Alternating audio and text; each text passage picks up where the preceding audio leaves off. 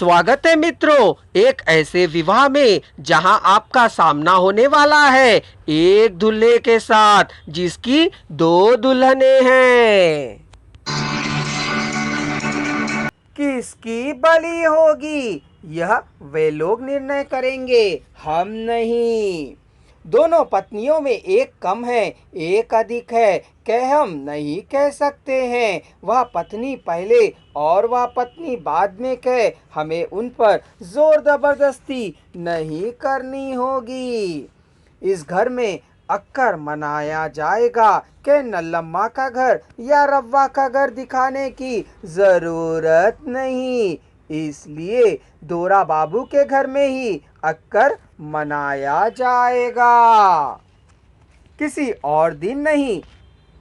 इसी दिन वह मान मनुहार मनाया जाएगा, कह दृढ़ निश्चय से बुजुर्ग ने घोषणा कर दी। आगे अपनी बात जारी रखते हुए कहा, वेटपालम में नल्लम्मा के घर में अक्कर की व्यवस्था की जाएगी। बुज्जी आनंद से उछाले लेगी और मुव्वा एक कोने में बैठ अपना रोना रोती रहेगी।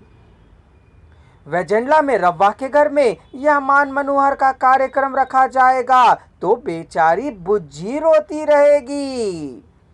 उसको मंगल हार पहनाया पति उसकी आंखों के सामने दूसरी पत्नी के साथ पलंग पर लेटकर आनंद मनाते रहे तो कोई भी पत्नी क्या सह पाएगी। उसके रोने को कौन रोक सकता है, वह भी सुहाग रात की पहली रात में।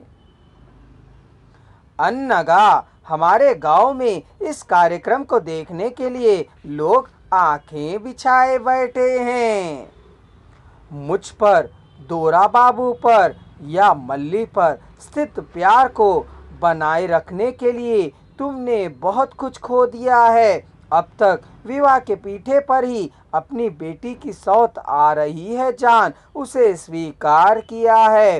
तुमने जो खोया है वह थोड़ा नहीं है। हम गांव के प्रमुखों के हाथ के कठपुतली बन गए थे, ये कठपुतलियां कैसे अच्छे खिलौने बनेंगे। ओरे मेरे सोने की गुड़िया कहना। उन भैया के लिए और 4 आंसू बहाकर मेरे द्वारा की गई तैयारी को स्वीकार लो मेरी प्यारी बहना, समझाया बुज्जुलू ने। नल्लम्मा रोने के सिवा कुछ भी नहीं कर पाई। शादी देखने आए वेटपालम के बंधु मित्र यहाँ हमारे गांव में ही रह जा रहे हैं। इस कार्यक्रम को वे अवश्य देखेंगे। वेजेंडला की सारी बस्ती यहीं रहेगी, नल्लम्मा को सांत्वना देते हुए बुज्जी ने कहा।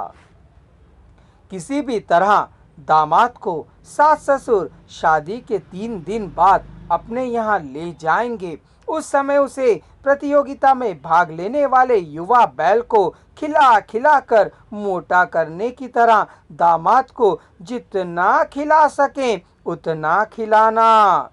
दोरा बाबू को जी भर के देख लेना, बुज्जुलू ने कहा। नल्लम्मा और रव्वा को बुज्जुलू की बातें अच्छी लगी थीं। नल्लम्मा के पति ने बुज्जुलू से कहा, जीजा जी आप दूल्हे की तरफ वाले हैं, हम दुल्हन की तरफ वाले हैं। यह आपका गांव है, हमारा गांव नहीं।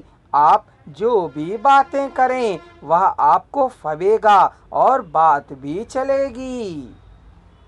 हमें कुछ भी नहीं बोलना है, यदि कुछ कहें भी तो उसका मूल्य नहीं रहेगा। लेकिन बावा जीजा एक बात याद रखो, यह इस प्रकार होना नहीं चाहिए था। गलती मेरी ही है, मैं निकम्मा हूँ, नालायक हूँ, गलती हो गई है। अब हम कुछ भी नहीं कर सकते हैं, मुझे क्षमा करने की विनती कर रहा हूँ, कह बुज्जुलू अपने बहनोई के हाथ को पकड़कर नादान बच्चे की तरह रोने लगा था।